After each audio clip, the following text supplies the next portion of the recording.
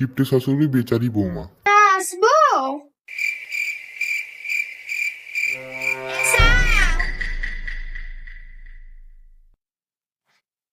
বলছি মা, একটা 10 টাকা দেবেন?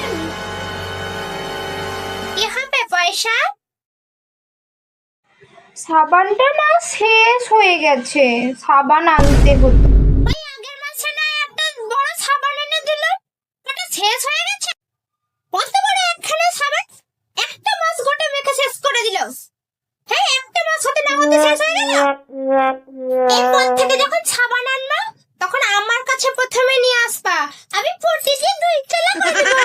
এইটা 15 দিন, ওইটা 15 দিন লাগবে, ঠিক আছে? বুঝতে পারছো? আচ্ছা ঠিক আছে।